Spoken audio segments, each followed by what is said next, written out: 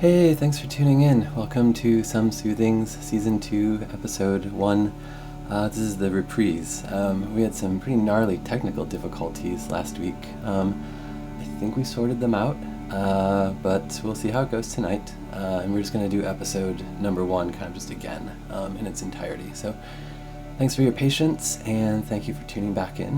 My name's Joshua. I'm a musician and glitch and sound artist, and Some Soothings is a 30-minute weekly live stream in which I'll share and discuss art and poetry, music, history. There'll be some jokes. It'll be very earnest, I'm sure. There'll be a section of live improvised music. This is an outlet. This is a place for me to work out ideas and hopefully, connect a little with you all through the screens. We'll endeavor to be really gentle, really vulnerable, really kind. It may feel a little new agey, but we do intend to take a really broad definition of the word soothing, and we will not be ignoring any of the seriousnesses of our current moment. So, welcome. Thank you for tuning in.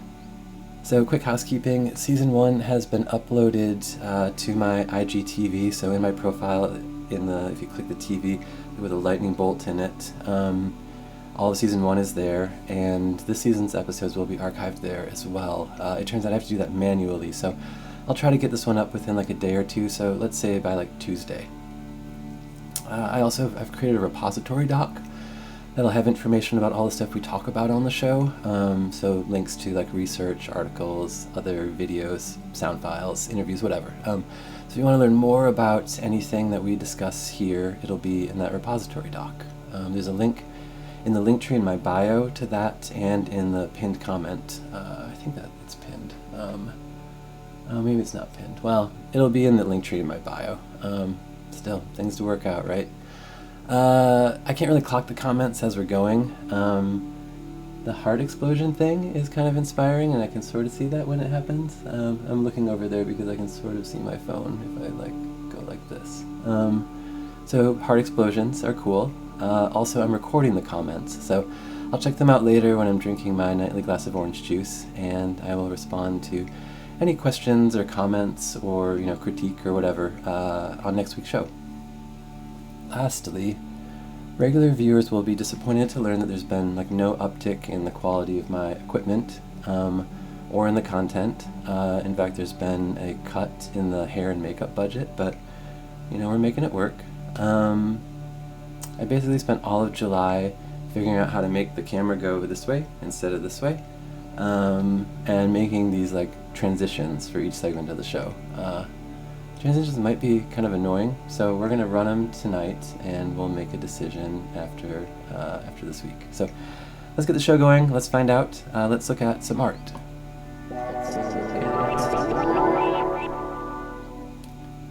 So this is Poems by My Great-Grandmother #1 by Wangechi Mutu. That's created in 2017. Mutu was born in Kenya in 1972, and today splits time between Nairobi and Brooklyn. They came to New York in the 90s. They studied at the New School, Parsons, Cooper Union, and then they got their MFA at Yale. They've exhibited all over the place, at the Tate in London, SF MoMA, Studio Museum, Brooklyn Museum. I saw this work in particular at the Whitney Biennial in 2019. And then later, this is super cool, so later in 2019, then Mutu becomes the first artist to show work on the facade of the Met Museum.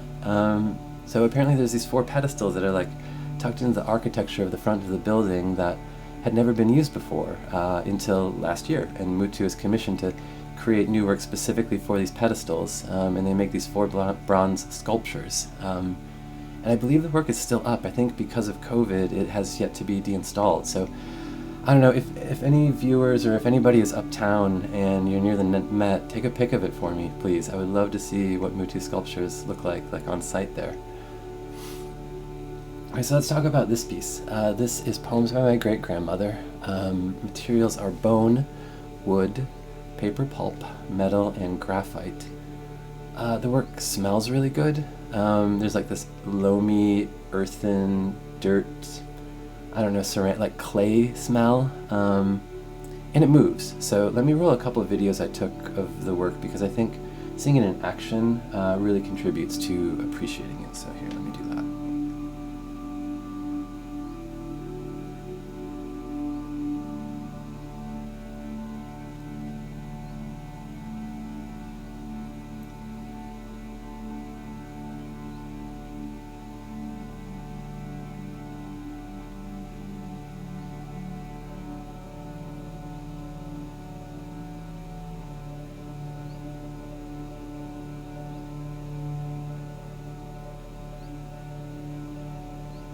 So this sort of sculptural gesture, like the fusion of found objects into a new thing, at least in the European artistic tradition, arguably begins with Marcel Duchamp in the early 20th century.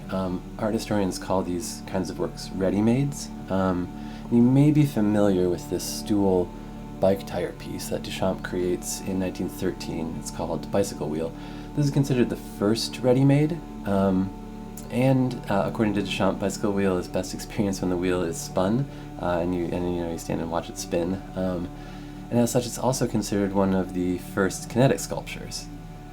So you likely may get a sense of where I'm going with this. 100 years later, from a different initial continent, a different tradition, a different lived experience, Wangechi Mutu graces us with a different sort of spinning ready-made, here with Poems by My Great-Grandmother.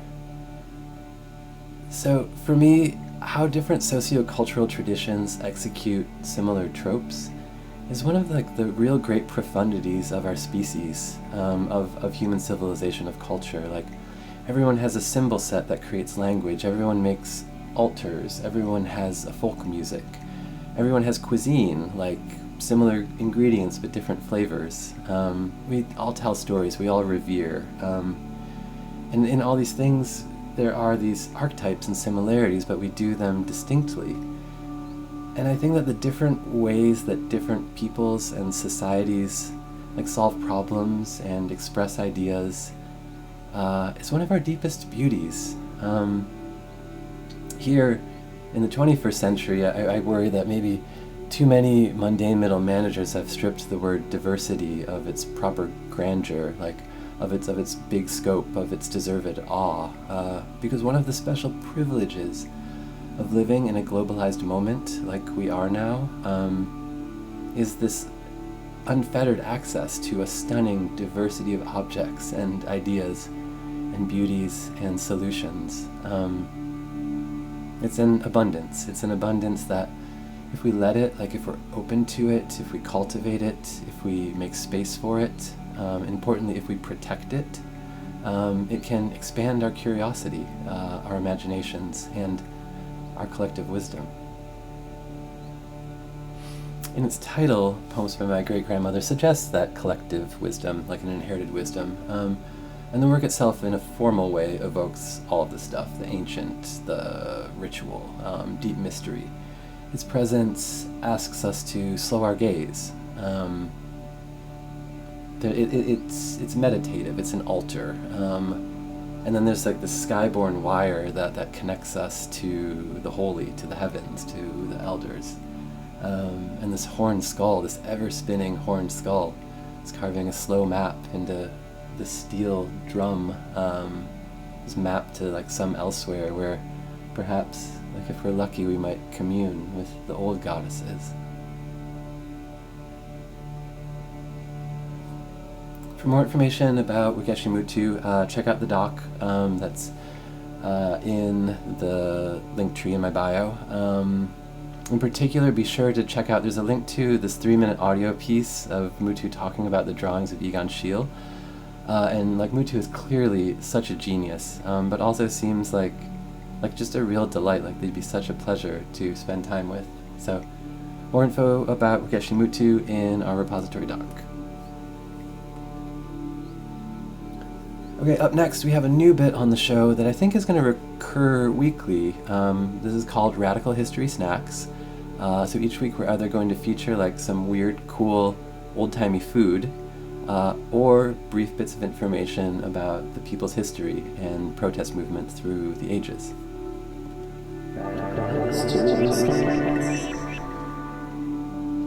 So last week on July 25th we marked the 60-year anniversary of the conclusion of the Greensboro sit-ins. So this is a 6-month-long series of nonviolent protests in Greensboro, North Carolina, which led to the Woolworth department store ending its policy of racial segregation, while simultaneously inspiring other sit-ins, boycotts, and drawing national attention to the effects of segregation. So the Greensboro Four were Joseph Mitchell, Franklin McCain, Azell Blair Jr., and David Richmond. They were all first-year black students at North Carolina Agricultural and Technical State University in Greensboro.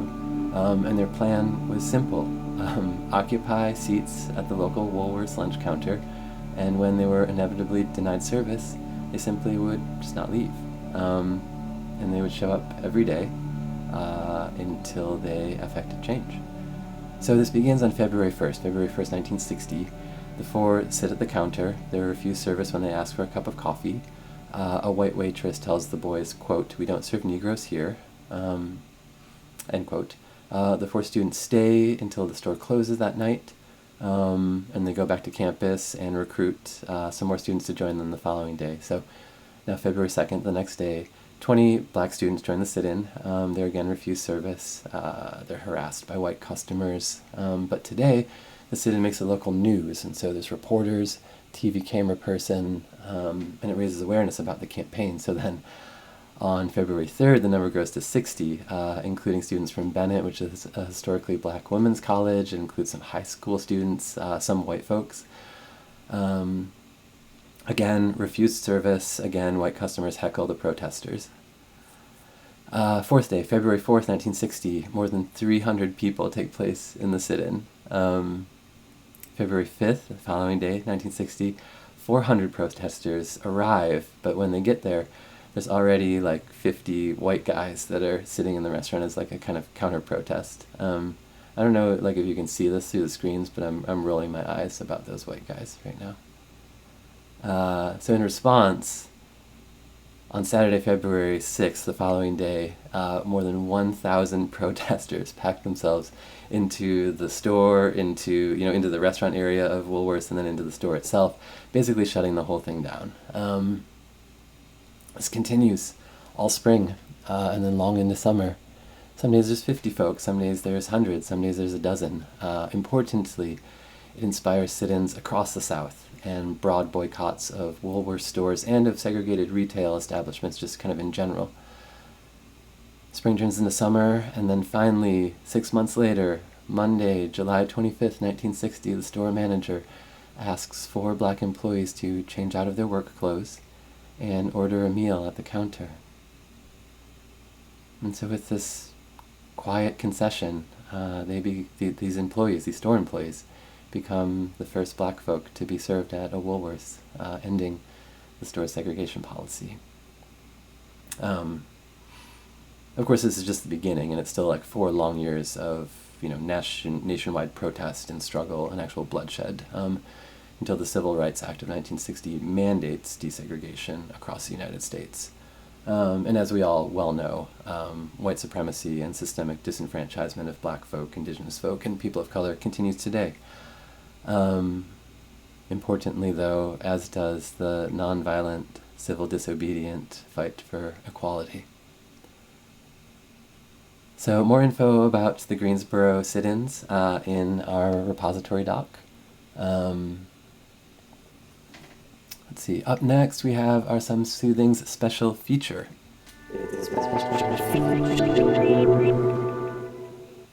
So this is a real fan favorite. Our special feature this week is Watching Plants Grow While Listening to Disco. Today's music is Disco by 80s French duo Ottawan. Here we go.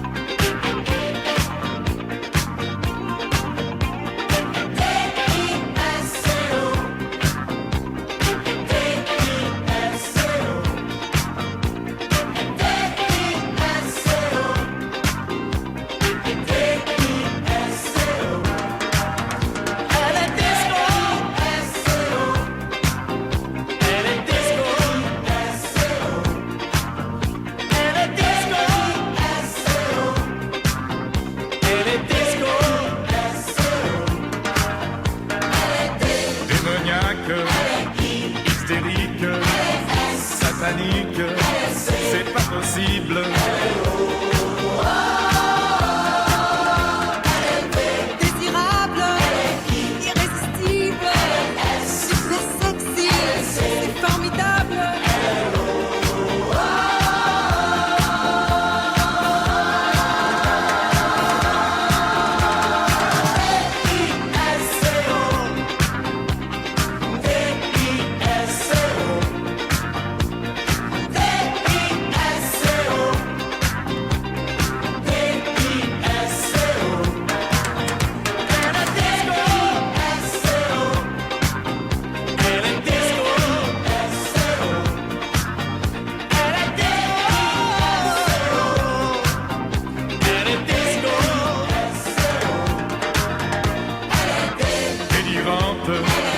Immorale, suffisante, c'est terrible. Douce et douce, hyper belle, super simple, c'est un rêve.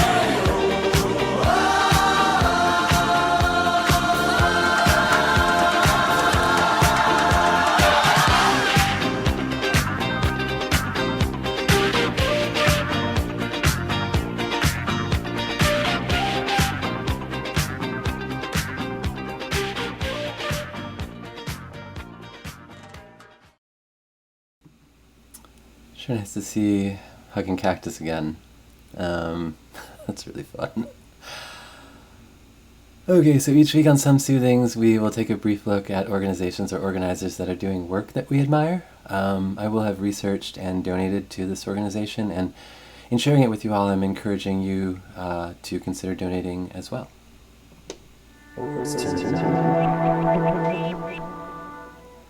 This week we are looking at the Loveland Foundation. The Loveland Foundation was founded by Rachel Cargill in 2018 and is just doing totally amazing work around providing mental health resources for communities of color. I think it's important to kind of hear about the programs in these organizations, like in their words themselves, in their language. So I'm just going to read this little bit from the Loveland Foundation website. Quote, "The Loveland Foundation is committed to showing up for communities of color in unique and powerful ways with a particular focus on Black women and girls. Our resources and initiatives are collaborative. They prioritize opportunity, access, validation, and healing. Through fellowships, residency programs, listening tours, and more, we hope to contribute to both the empowerment and the liberation of the communities we serve. Specifically, the Loveland Therapy Fund provides financial assistance to Black women and girls nationally seeking therapy." End quote. So, donate link is in the pinned comments down below. The Loveland Foundation is just doing remarkable stuff for an under-resourced mental health resources in communities of color tend to be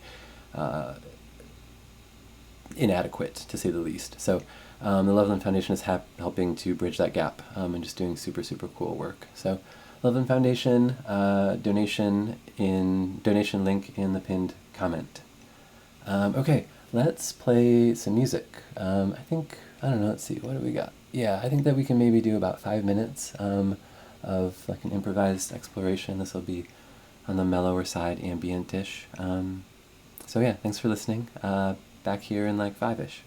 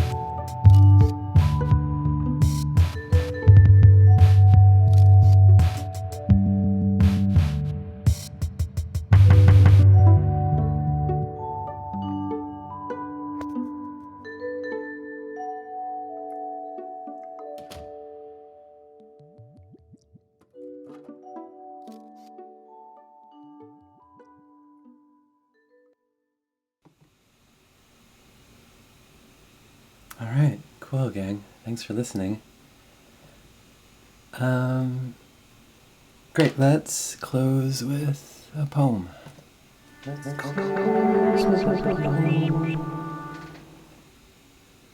So Anne Winters is an American poet born in 1939, currently teaching at the University of Illinois, Chicago. They've only published 2 books, the second of which in 2004 is entitled The Displaced of Capital. This book, mostly set in New York City, is just this really stunning achievement.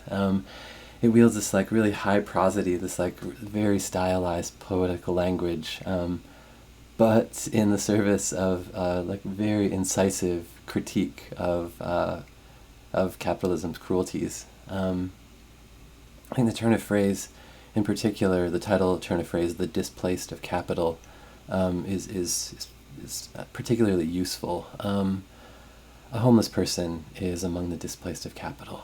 Migrant farmers, climate refugees, black kids in prison for minor offenses. These are all the displaced of capital. And then here's why I find the concept useful. Even those for whom I have no empathy, like cops in riot gear protecting luxury retail during a civil rights protest. Like, those cops, in fact, are also the displaced of capital. Don't get me wrong, like, I'm not suggesting we should have empathy for those cops. I don't think so. But nevertheless, they too are the displaced of capital. I should note that I chose to close on this poem in part as a kind of counter-proposal to my earlier optimism about the beauty and abundance of our globalized moment. Winters makes a very compelling case from a very different kind of perspective and set of conclusions. So, last thing, this is, for me at least, like a really hard poem. It requires proper effort for me to kind of unpack it, even just to like read it. So I'm going to stumble through it, but I would encourage you all to look it up. Spend a little time with it on the page of the screen. The links in the repository docs, there's a link to the poem itself, and to purchase the book and some bio info on Winters. So all that stuff is in the repository. Okay, let's give this a shot. The Displaced of Capital by Anne Winters. A shift in the structure of experience. As I pass down Broadway, this misty late winter morning, the city is ever alluring. But thousands of miles to the south, the subsistence farms of guava, chicken, yams are bought by transnationals, burst into miles of export tobacco and coffee, and now it seems like the farmer has left behind his plowed-under village for an illegal partitioned basement in the outer boroughs. Perhaps his is the hand that emerged with your change from behind the glossies at the corner kiosk. The displaced of capital have come to the capital.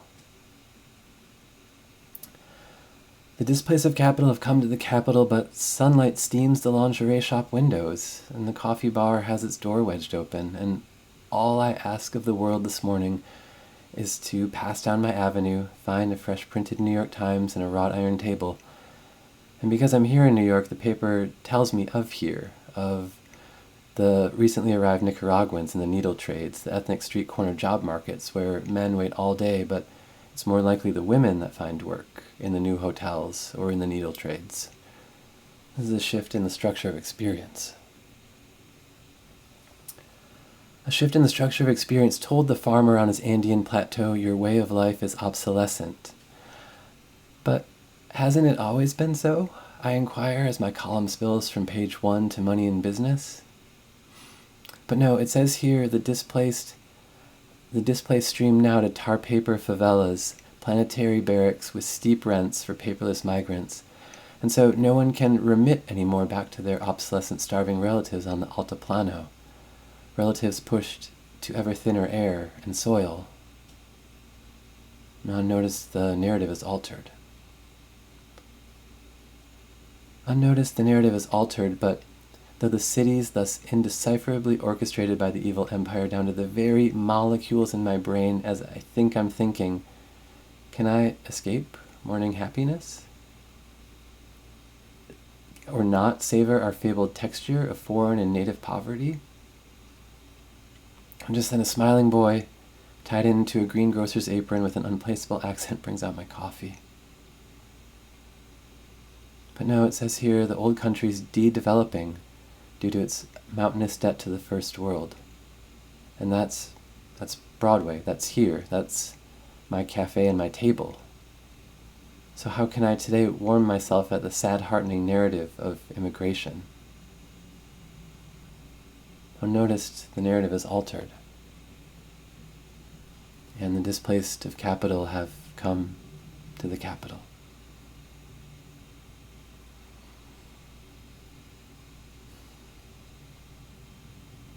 So that's just the first poem in this remarkable book. It continues from there, exploring, these ideas, how to live with decency in late empire, how to examine lazy truths, in particular, like lazy American truths about immigration specifically, and also how to enlarge our imagination and our empathies. It's really beautiful. The book is really, it's hard, but it's really good. Okay, gang. We did it. That's our show. Thanks for tuning in. Back here next week. So I'll get this archived as quickly as I can. Probably maybe tomorrow or Tuesday. By Tuesday for sure. So full episode will be up in my IGTV in the next day or two. And then we'll be back here next week. Same platform, same time, same place, same bad attitude. So take care of yourselves. Take care of each other. Have a good week. Good night.